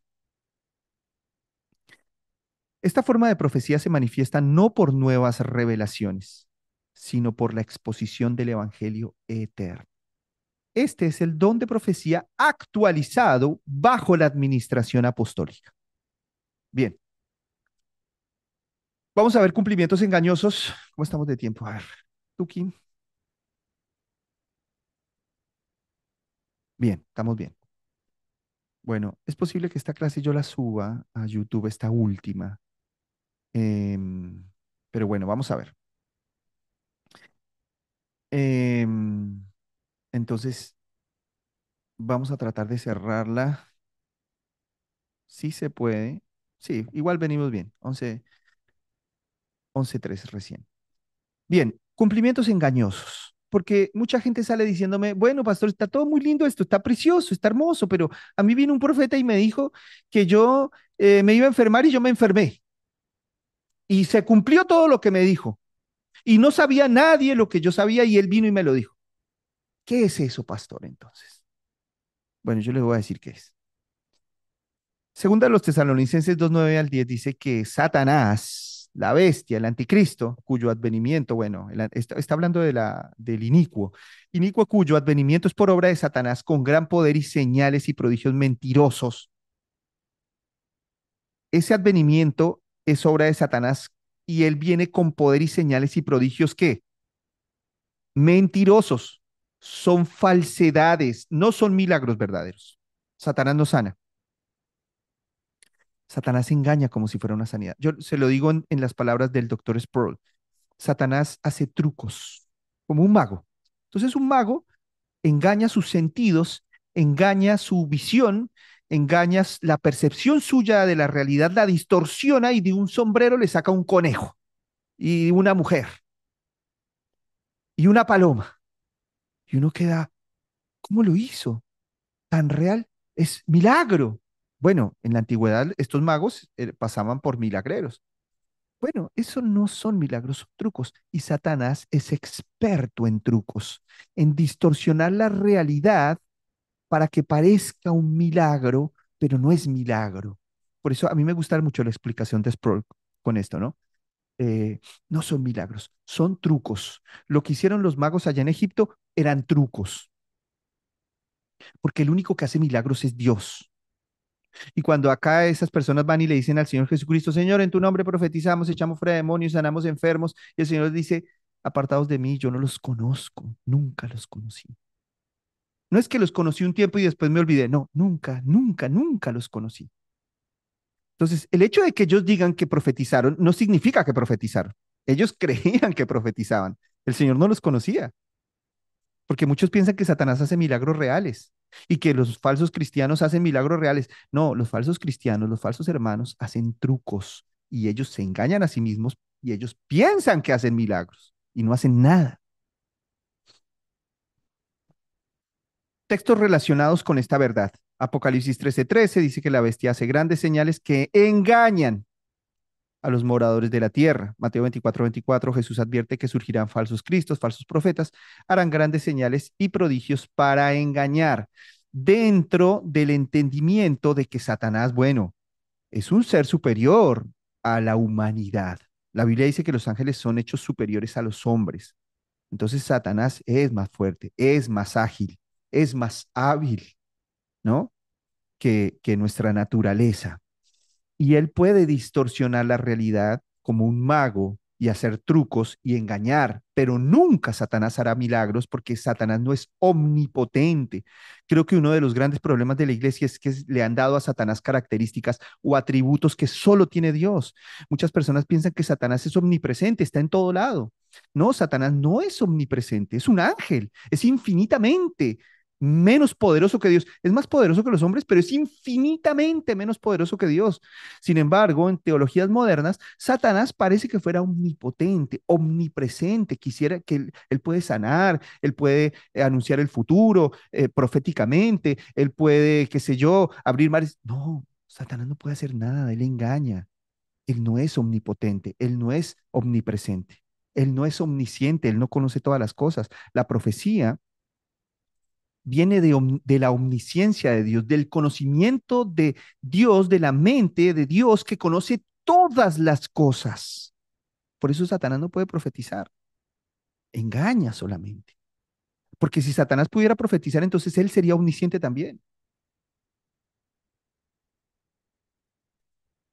Entonces, ¿qué pasa con esos cumplimientos proféticos raros? Por lo general se enmarcan en estos 6 aspectos. Y hay otros más, pero yo dejé estos 6. Primero, o A, cumplimientos generales. Declaraciones vagas que pueden aplicarse a cualquier ser humano de este planeta o a muchas situaciones.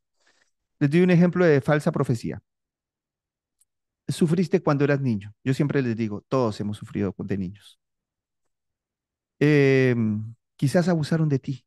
Esto tiene un porcentaje asertivo altísimo, mis hermanos.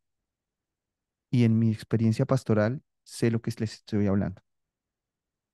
Casi todo ser humano, lamentablemente, tuvo una experiencia de esta categoría en su niñez o en su adolescencia. Entonces, esto no es ningún secreto. Satanás lo hace parecer como una revelación. Lo que pasa es que, claro, esto no se habla, pero esas generalidades no son informaciones milagrosas. Me dijo todo lo que yo sabía.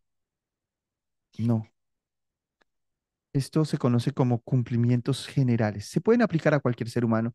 Les profetizo que mañana sale el sol. Y cuando mañana sale el sol dicen, ay, se cumplió lo que dijo el profeta este. Muchas personas creen en esas profecías, ciegamente. El famoso sesgo de confirmación es una tendencia que tiene el ser humano a la confirmación de sus creencias, ¿no? Es como, supóngase, el joven, yo siempre pongo este ejemplo, el jovencito o la jovencita enamorada que empieza a ver señales de que su enamorado o su amor platónico empieza a también enamorarse de él o de ella. Entonces, la jovencita diría, "Ah, me abrió la puerta, me saludó, me dio la mano, me presentó a su mamá, me presentó a su papá". Y entonces ya empieza a ver unas señales de lo que le pide el corazón, ¿no? Y entonces ya empieza a ver falsos cumplimientos y resulta que cuando se da cuenta que el muchachito o la muchachita ya tienen novia, pues la decepción es enorme. Pero su mente empieza a trabajar en mostrarle cumplimientos de lo que su corazón desea. Una neuróloga muy conocida, yo creo que muchos la habrán escuchado acá, Marian Rojas Estapé, española, ella dice algo bastante llamativo e interesante desde su punto de vista neurológico. Ella dice, el cerebro da lo que el corazón pide. Esto en la psicología se conoce como el sesgo de confirmación. Tenemos una tendencia a confirmar nuestras ideas, a confirmar nuestras creencias, a confirmar profecías que nos convencen, ¿no? Como en muchas ocasiones ha pasado y de lo cual he sido testigo, vienen personas jóvenes que se quieren casar. Dios me dijo, me profetizó que me casara contigo y me dio una señal y la señal se cumplió. Queremos que se cumplan esas señales. Entonces buscamos cumplimientos falsos. Ese sesgo de confirmación lo tiene todo ser humano. Por eso usted escucha hablar católicos teniendo experiencias con la Virgen y con Mahoma y con Shiva, con Ganesha, con el Islam, con Alá, con todo el mundo tiene, puede hablar de cumplimientos proféticos, porque tenemos esa necesidad de confirmar. Y en esa necesidad, ¿qué hacemos? Oscurecemos el pensamiento hacia todo lo que se opone y abrimos la atención y la conciencia a lo que lo confirma. Marian Rojas Estapé, esta misma neuróloga que les estoy diciendo, neuróloga o psiquiatra, ahora no me acuerdo, creo que es psiquiatra, ¿no? Bueno, ella dice que una de sus pacientes le dijo, quería quedar embarazada y tenía mucho deseo de quedar embarazada, finalmente queda embarazada y entonces un día le dice, Marian, se puso de moda estar encinta porque voy al supermercado, veo mujeres embarazadas, voy al supermercado chino, están las mujeres embarazadas, voy al tren, al subte, en el colectivo, en el taxi y veo mujeres embarazadas por todo lado. Entonces ella dice, no, es que tu cerebro tiene la atención puesta en eso y por eso tú ves como que se puso de moda, pero siempre han habido las mismas mujeres embarazadas de siempre. Lo que pasa es que nuestro deseo hace que la atención se ponga sobre eso que deseamos. Es un fenómeno psicológico. Entonces, muchos falsos profetas vienen a darte profecías que tú quieres escuchar y empiezas a ver los cumplimientos por todo lado. Los aciertos intuitivos. Bueno, como yo les decía en la primera clase, todos tenemos la intuición como seres humanos y la intuición es muy misteriosa en el ser humano, pero todo ser humano tiene intuición y también es un misterio para la neurología, para la psicología, para la neurociencia, la intuición humana, para la filosofía, ¿no? Y yo les decía, podemos detectar quién nos quiere engañar, quién nos quiere estafar. Las famosas palpitaciones, las corazonadas, las intuiciones, y que son asertivas. Pero, mis hermanos, es un gran error confundir estos fenómenos naturales con fenómenos sobrenaturales, como o de índole revelacional, o darle el título de profecía, o darle el título de don de ciencia, como si fuera adivinación.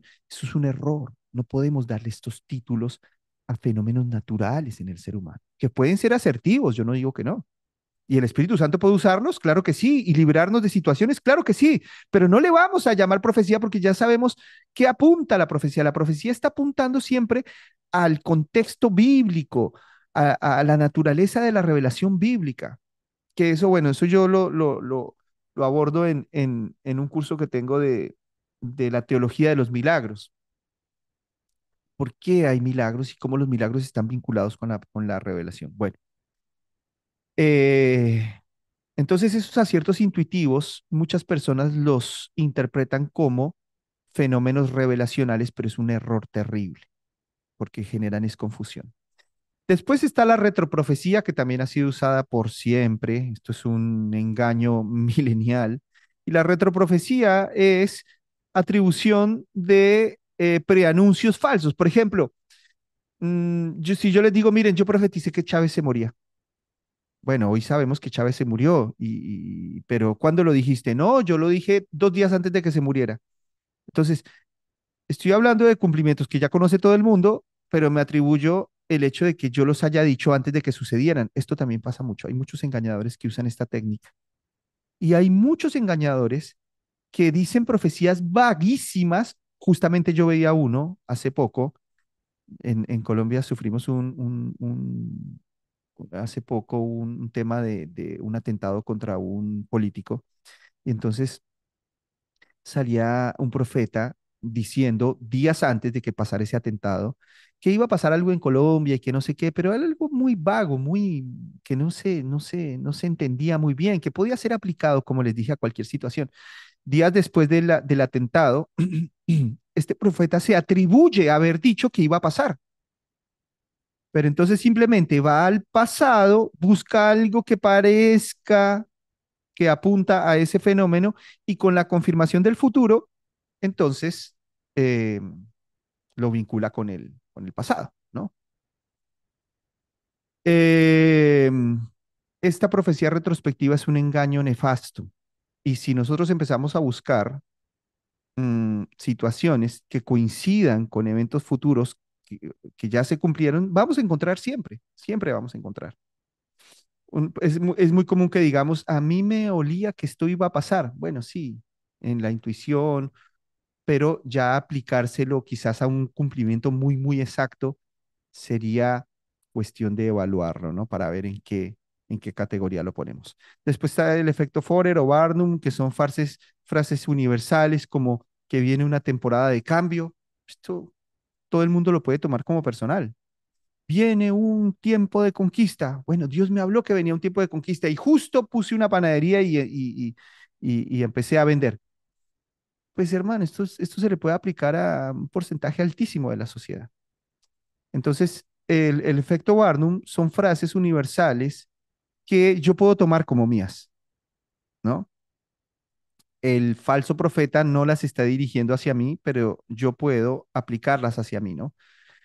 Pueden parecer muy personales, pero no lo son. Y después está la lectura fría, que esto es otro tipo de engaño más consciente y obviamente moralmente más problemático, porque es la técnica de deducir información en tiempo real por pistas sutiles, gestos, emociones, lenguaje corporal. Por ejemplo, vemos una persona que está con el ceño fruncido y con la mirada baja, y entonces le podremos decir proféticamente, el Señor me dice que estás pasando por un momento de angustia. Entonces él hace una lectura fría de un momento en tiempo real y entonces da un falso conocimiento, ¿no? Esto también pasa mucho en esos congresos proféticos. Y después están los engañadores que van y le buscan toda la información por internet, el número de la casa, el número telefónico, el número de la cédula, y después se lo dicen en público, pero esto no es nada más que un engaño. Hay profetas falsos que son sinceros. O sea, ellos dan estas profecías generales, sesgo de confirmación, aciertos intuitivos, o el efecto Forer. La profecía o la retroprofecía y la lectura fría no son parte de ellos. Ellos usan todos estos y ellos creen que son profetas. O sea, ellos son falsos profetas, pero son sinceros. Pero después están los falsos profetas que sí son engañadores. Ellos saben que están haciendo una lectura fría y ellos saben que están usando una retroprofecía y así mismo la dicen. Estos tienen problemas serios de corrupción moral. Los otros pueden por ahí ser más inocentones, pero pues igual son falsos. Y finalmente, mis hermanos, vamos a ir a lo que es la guía del espíritu.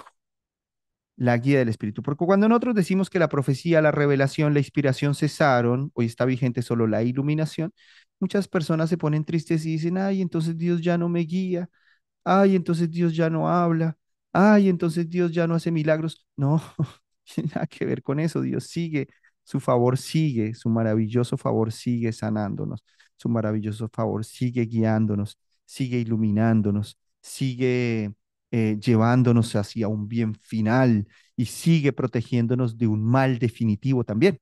Y siempre, permanentemente. Su favor está presente en cada instante de la vida y en cada átomo de nuestro cuerpo está su favor, su amor, su misericordia. Entonces, cuando hablamos de la profecía cerrada, no estamos hablando de que Dios cesó su guía divina o su favor, sino que en el caso de la guía, la internalizó, ¿no? El Espíritu Santo no necesita revelar más porque todo ha sido revelado en Cristo, según Hebreos 1:1 y 2. Hoy, la guía de Dios no se manifiesta mediante mandato profético, sino mediante la virtud en los creyentes con una conciencia bíblica. ¿Qué significa eso? Le voy a poner un ejemplo. Una cosa es que yo le dé un mandato a mi hijo y que mi hijo obedezca ese mandato. Y, por ejemplo, mi esposa pone en la nevera, en la heladera, en el refrigerador, dependiendo cómo se diga en los países, pone una listita diciendo, bueno, por favor, laven los platos, por amor. Entonces uno va a mirar la lista y uno lava los platos por ley. Es una ley escrita. Entonces, la profecía tenía esa función, ¿no? Justamente la profecía legislativa tiene esa función, la profecía bueno, que nos trajo toda la moral de Dios y todo eso, es una profecía que es mandato, mandato. Pero cuando viene el Espíritu Santo, esa hojita que dice laven los platos ya deja de ser papel y tinta y ahora por el poder del Espíritu Santo viaja hasta mi corazón y ese papelito se internaliza, se mete en mi naturaleza, produciendo virtud y amor, y en lugar de yo obedecer a la nota, obedezco a la virtud. Entonces, ahora la guía es superior porque tenemos al Espíritu Santo y ya no somos guiados por el mandato, sino por la virtud. Eso es la diferencia entre la ley y la gracia, porque por gracia la nota se internalizó en mi naturaleza. Por gracia, porque yo no lo merezco y ya no obedezco una ley. Entonces, la ley sí me sirve obviamente, para conocerla, leerla y que se internalice en mí. No es que prescindimos de la ley ni que decimos que la ley es mala, la ley es buena, pero la ley del Espíritu es mayor porque yo no obedezco al papel y a la tinta, sino obedezco a la virtud, que ese papel y esa tinta se hicieron vivos en mí por el Espíritu Santo. Entonces Dios ya no guía por medio de mandatos o profecías, sino que guía por medio de virtudes, por medio del querer y el hacer. Y esto es maravilloso, hermano, esto es superior a la profecía. Es una guía más sublime, porque si yo te quiero tomar una decisión, Señor, yo quiero hacer tu voluntad, ¿qué color elijo de camisa? A ver, por ejemplo, ¿no? Un ejemplo tonto. Señor, ¿qué camisa me pongo? ¿La azul o la blanca? Señor, quiero hacer tu voluntad. ¿Qué es lo que tú quieres, Señor? Si tú me dices, entonces yo lo voy a hacer porque yo quiero hacer tu voluntad. Entonces nosotros estamos esperando que Dios diga, nos baje del cielo y nos diga, ponte la camisa azul. No, no es mandato hoy, ya no es más ley. Ahora Dios pone un profundo e intenso amor por su voluntad y Dios quiere que sea la camisa azul. Entonces Dios me pone un afecto especial, Dios pone un interés, Dios pone principios, Dios pone el querer y el hacer por su buena voluntad. Entonces es una guía superior a la profecía y al mandato, a la ley. ¿No? Y está clarísimamente descrito en todas las epístolas. Pablo describe esta verdad de una manera maravillosa por todo lado, el fruto del Espíritu. Ya no vivimos por ley, sino por gracia. Ya no vivimos bajo la ley de Moisés, sino bajo la ley del Espíritu. Es eso, mis hermanos. Es eso. Entonces, Dios nos guía mediante el conocimiento de la palabra que es, perdón, Dios hoy nos guía mediante el conocimiento de la palabra que se va internalizando progresivamente. Entonces, esos mandatos que eran los mandatos morales, ¿no? Porque no estamos hablando de un mandato cúltico, como matar animales, no, esos mandatos no, los mandatos morales. Porque en el presbiterianismo, la teología del pacto, hacemos distinción de la ley entre la ley moral, la ley civil y la ley cúltica. En Cristo, la ley cúltica y la ley civil, perdón, la ley cúltica, bueno, quedó completamente anulada. La ley civil puede seguir vigente, pero a la luz de la ley moral, que es la que va a hacer que cumplamos todo. Entonces, esa ley moral, esa virtud, esos principios, esos intereses limpios, puros, esas motivaciones santas, ya no están puestas en mandato, sino que están puestas en virtud en mi propia naturaleza. Por eso es que las mujeres, por ejemplo, no le dicen al otro, dime que me amas. Ellas están esperando que uno les diga. Y ellas no quieren decir porque si ellas nos dicen, yo quiero que me digas que me amas y les decimos te amo, entonces ellas dicen, no, así ya no me sirve, no me gusta. Pero te estoy diciendo te amo, sí, pero así no, yo no quiero, yo quiero que nazca, yo quiero que brote, claro. Es apenas lógico y tiene sentido, tiene todo el sentido. Lo que pasa es que, claro, el otro cavernícola nunca le dice nada y porque tiene que surgir esa virtud, tiene que brotar. Entonces, de la misma manera, Dios dijo, este pueblo de labios me honra y su corazón, pero su corazón está lejos de mí y el temor que ellos tienen de mí no es nada más que un mandamiento de hombres. Wow. Entonces, hablamos de la información relacional y hablamos de la información fría, ¿no? Bien, mediante la virtud Cristo, bueno, Dios guía mediante la virtud de Cristo aplicada en los creyentes, según Gálatas 5:22, porque tampoco es que me da una virtud humana elevada, me da la virtud de Cristo que es perfecta, ¿no? Mi virtud, mi sinceridad no sirve para nada. Mi fidelidad es corrupta, es trapos de inmundicia. Yo no confío en mi fidelidad, yo confío en la fidelidad de Cristo, el hombre perfecto, y que esa fidelidad, esa virtud, es impresa en mí por el Espíritu Santo. Entonces no estoy confiando en una virtud humana, estoy confiando en la virtud de Cristo.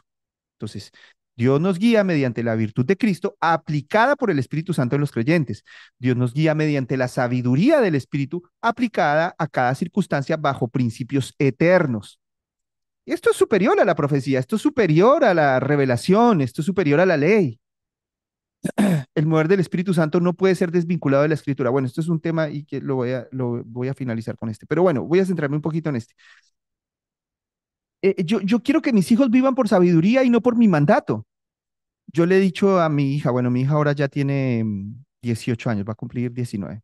Yo le he enseñado, bueno, si te ofrecen esto en la escuela, en el colegio, en la universidad, una sustancia de esto o de aquello, tú tienes que rechazarlo, no, está, bueno, la he capacitado para que ella pueda tomar decisiones con sabiduría.